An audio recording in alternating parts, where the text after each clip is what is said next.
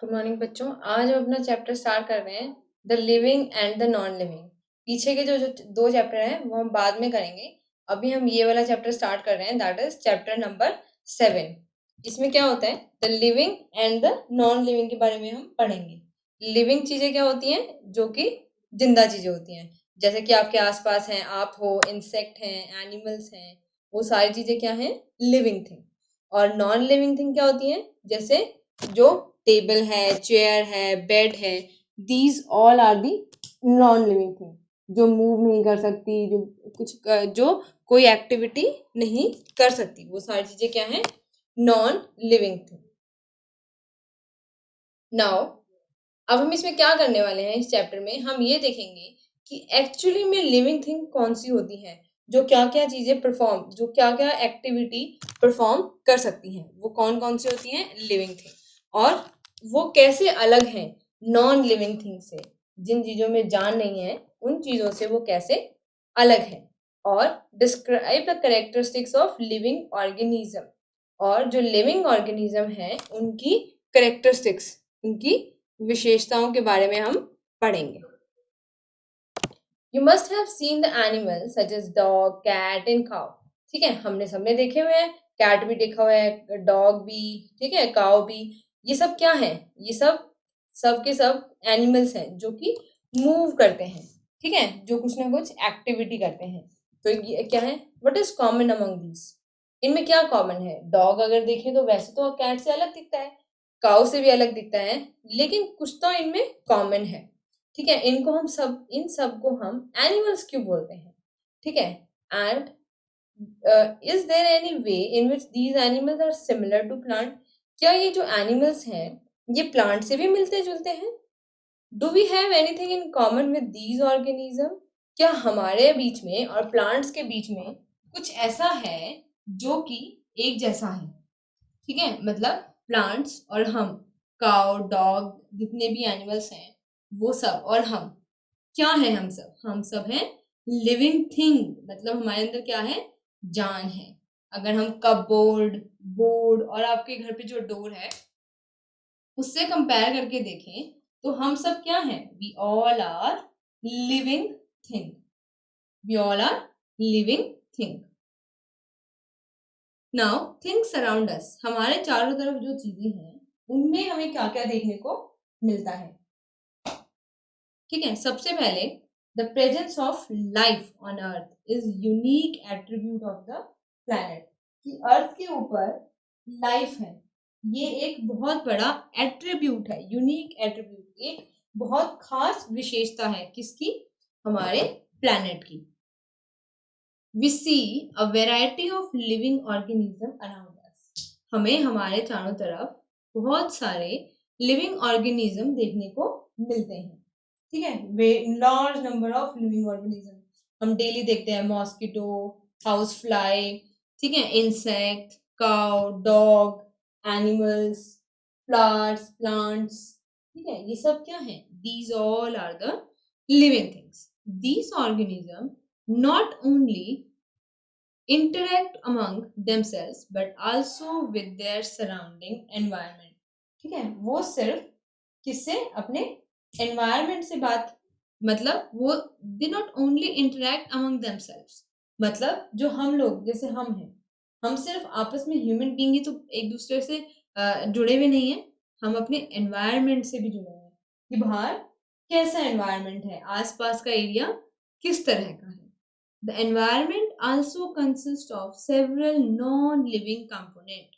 environment के अंदर बहुत सारी non-living चीजें भी रहती हैं, जैसे एयर, वाटर, ये सब क्या है, ठीक है, ये सब है नॉन लिविंग। पर लेकिन ये जो एयर, वाटर है, इनके ऊपर हम क्या हैं, डिपेंड, ये हमारे लिए बहुत ज्यादा जरूरी है। Thus, we can say that the world around us is made up of both।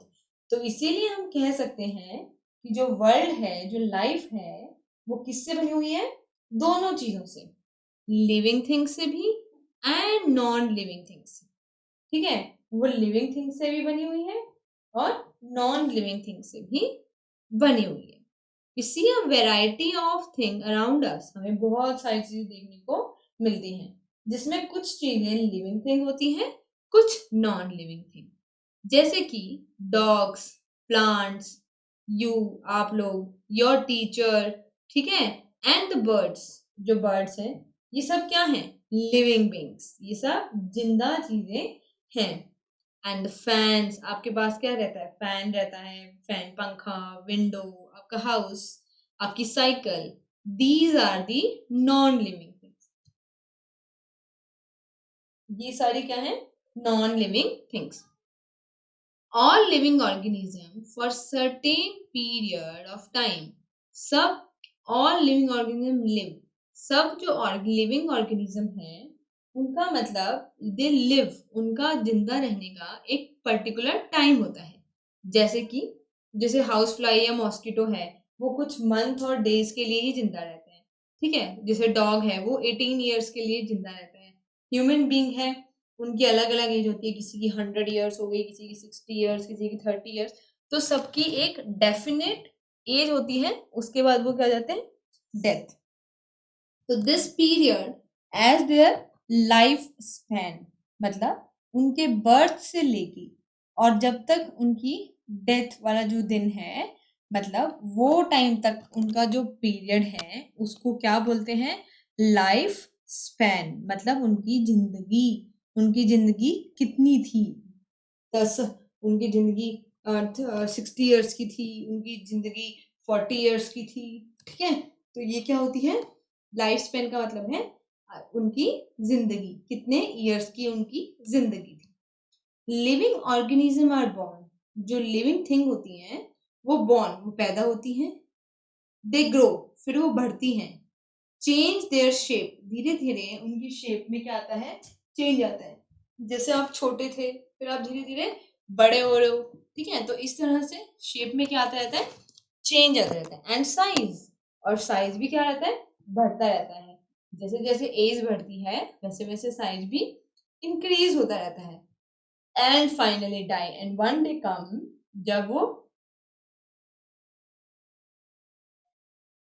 जब उनकी डेथ हो जाती है, ठीक है।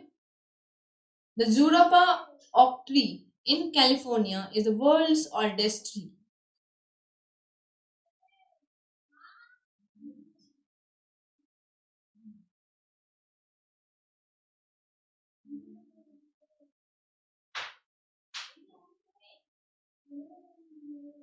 The Jurupa oak tree, जुरूपा oak tree है एक, कहाँ पर? कैलिफोर्निया में। वो वर्ल्ड का सबसे ओल्डेस्ट ट्री है, मतलब उसका अभी तक लाइफ स्पैन जो है वो खत्म ही नहीं हुआ है, ठीक है। तो कुछ ट्री होते हैं कुछ 1000 ईयर्स तक भी जिंदा रह सकते हैं, कुछ ट्री होते हैं they live only a 1 year. तो it's all depend upon the other, ये सब एक ऑर्गेनिज्म से दूसरे ऑर्गेनिज्म पे डिपेंड करता है कि वो कौन कितने साल तक जिंदा रहते हैं। Now similarity between living being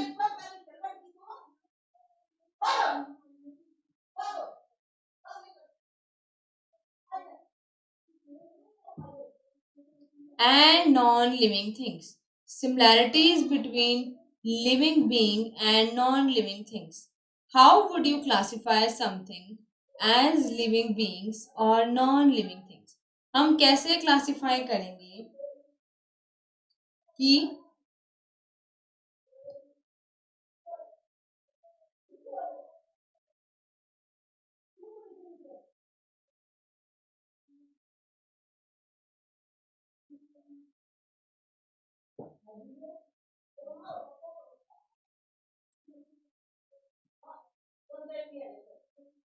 now how would you classify, हम कैसे क्लासिफाई करेंगे कि कोई चीज लिविंग बीइंग है या non living being? Despite the obvious difference between living being and non living thing, there are few similarities. जैसे कि बहुत सारी ऐसी चीजें हैं जो लिविंग थिंग है और कुछ है जो नॉन लिविंग थिंग है, फिर भी उनके बीच में कुछ ना कुछ सिमिलैरिटीज रहती हैं। जैसे कि for example, both living being and non living thing are made up of matter. हमने अभी चैप्टर पढ़ा था, कौन से वाला? कि एवरीथिंग हर चीज किसकी बनी हुई है? मैटर्स की, एटम्स की, ठीक है, जो कि क्या होते हैं, कुछ ना कुछ स्पेस लेते हैं, कुछ ना कुछ उनका मास होता है। तो ऐसे ही सारी की सारी जो चीजें हैं, चाहे वो लिविंग थिंग है, चाहे वो नॉन लिविंग थिंग है, वो किससे बनी हुई है? They are made up of matter. They both occupy space. आप बैठोगे तो आप स्पेस लोगे, आप कहीं पे अपना टेबल या चेयर, अपना बैग रखोगे, वो भी स्पेस लेगा। आपके अंदर भी वेट है, आपके बैग के अंदर, आपकी चेयर के अंदर, आपकी बुक्स के अंदर भी क्या है? वेट है। ठीक है, so both are made up of structural unit. Structural unit क्या? एटम्स। हमने ही पढ़ा था, एटम्स जो होते हैं छोटे छोटे पार्टिकल्स होते हैं जिनसे सब एलिमेंट्स बनते हैं, एलिमेंट से फिर कंपाउंड बनते हैं, फिर मैटर बनता है। तो सारी की सारी चीजें जो हैं सब स्मॉल स्ट्रक्चरल यूनिट से ही बनती हैं। These can not be seen, ये हम देख नहीं सकते, लेकिन अगर हम माइक्रोस्कोप से देखें तो सब चीजों किससे बनी हुई है?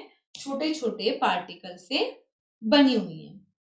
Different type of microscope, living thing को देखने के लिए अलग माइक्रोस्कोप होते हैं, नॉन लिविंग थिंग को देखने के लिए अलग माइक्रोस्कोप होते हैं, लेकिन everything is made up of matter. Difference between living and non living. अब हम देखेंगे कि एक्चुअली में क्या डिफरेंस है, क्यों लिविंग थिंग और नॉन लिविंग थिंग दो ऐसे नाम रखे गए हैं जिनको हम अलग अलग यूज कर रहे हैं। Living being exhibits certain unique characters which are different from non-living. Living being के अंदर कुछ ऐसे यूनिक, कुछ खास करेक्टर होते हैं which are different, जो कि डिफरेंट है फ्रॉम नॉन लिविंग थिंग। किससे? नॉन लिविंग थिंग से अलग है। तो वो कौन से करेक्टर हैं लिविंग थिंग के अंदर? सम ऑफ दीज फीचर, जैसे कि ग्रोथ।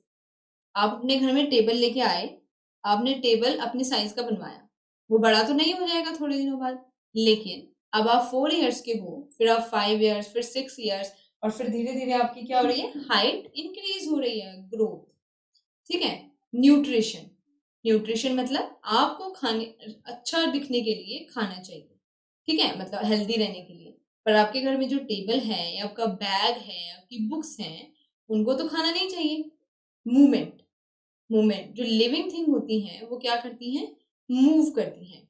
लेकिन जो आपके टेबल, चेयर, डोर, बैग, वो क्या है? वो मूव नहीं करते। आपकी साइकिल है, उसको भी आप जब मूव करवाते हो सिर्फ जब ही मूव करती है, अपने आप तो मूव नहीं करती है। रिप्रोडक्शन, रिप्रोडक्शन मतलब एक ऑर्गेनिज्म से, जैसे एक काव है, उससे वो अपना, उसका बेबी होगा तो एक और काव बन जाएगी, फिर एक और काव बन जाएगी। आप अपने घर में टेबल लाए, उससे नए टेबल तो नहीं बनेंगे, तो उसको रिप्रोडक्शन बोलते हैं, जो कि सिर्फ लिविंग थिंग में ही होता है। एंड एक्सक्रीशन मतलब जो वेस्ट जो आपकी बॉडी के अंदर बना है या लिविंग थिंग के अंदर बना है, वो अपनी बॉडी में से वो बाहर निकाल देता है। ठीक है, लेकिन आपके टेबल में कुछ चीज खराब हो गई है, तो वो उसको अपनी बॉडी से बाहर नहीं निकाल पाएगा, वो उसके साथ ही वैसे ही रहेगा। ठीक है, so let us discuss the characteristics. जो ये बातें हमने पढ़ी हैं, इनको थोड़ा डिटेल में देखते हैं। Characteristics of living organism. Living organism some distinctive feature by which we can distinguish. अब कुछ खास फीचर्स हैं जिनके बारे में हम बात करेंगे, जैसे कि स्ट्रक्चरल ऑर्गेनाइजेशन, कि जो लिविंग थिंग है वो किससे बने हुए हैं, बेसिकली उनके अंदर ऐसा क्या है जो उनको लिविंग थिंग बनाता है। मूवमेंट, ग्रोथ, वो कैसे ग्रो कर रहे हैं, कैसे मूव कर रहे हैं। फूड एंड न्यूट्रिशन, कैसे वो खाना खा रहे हैं। रेस्पिरेशन, वो कैसे सांस ले रहे हैं। एक्सक्रीशन, अपने अंदर जो वेस्ट मटेरियल है उसको कैसे बाहर निकाल रहे हैं।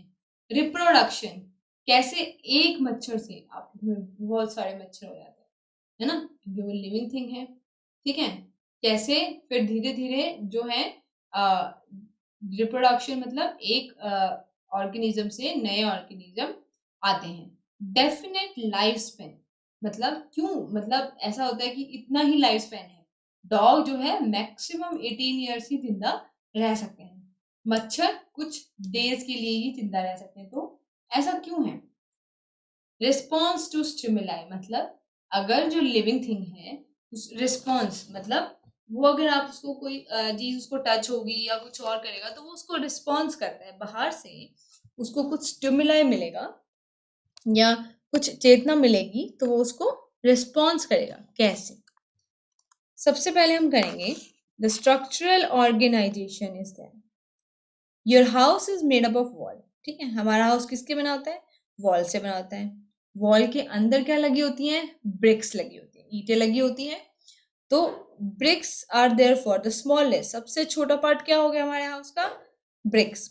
एक ईंट को दूसरी ईंट से जोड़ेंगे, फिर तीसरी को, फिर धीरे धीरे क्या बन जाएगी? वॉल बन जाएगी। ऐसे ही जो लिविंग बीइंग है